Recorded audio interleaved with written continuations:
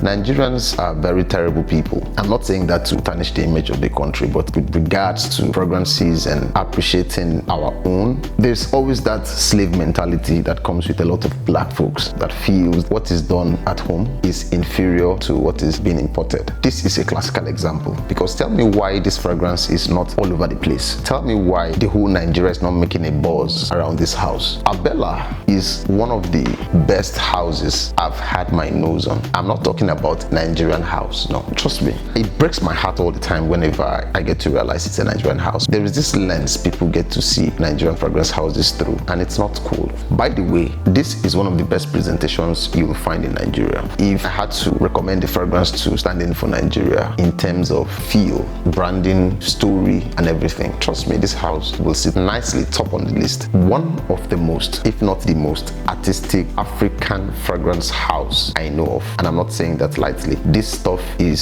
stunning. It's sad I have very little time to talk about these fragrances, owing to the fact that I have a lot in my corner. I just hope that at some point in future, God will help me to express myself a little bit more with regards to this house. I love this house to stupid. I will understand if Nigerians cannot hype a fragrance like this. The reason is because this is not a Nigerian standard. If I was blindfolded and I had to sniff this fragrance, nothing will ever inform me that this is coming from an African house. The reason is not far-fetched. Whoever is the perfumer behind something like this, you can tell she's living a good life, because it finds expression even in your olfactory system. This thing smells very refined, very elated. Fresh DNAs typically don't get to have any character. They are mostly very linear and basic. This fragrance has not a lot of layers, but it's not linear at all. This to me is not your conventional linear fragrance. Smell this, that's all I can say. And there's a very deep story that hovers around African heritage. It's something you want to put your mind on. I love what is done here. Hopefully at some point in the future I'm going to throw more light on what I have to say in this direction, but for now it's just first impression. I feel I needed to quickly send my voice over so Nigerians are aware that something like this is in existence. Stop living under the rock. This is good. Zero hype. By the way, I've never met this woman before. At some point, hopefully when I'm in Lagos, she's one of the top 3 persons I want to meet in person. I want to feel her energy. I want to understand her frame of thought. I want to be in her head. I want to know how she processes data. You cannot do something like this by fluke. That lady is living in some realm, some frequency I like to tap into.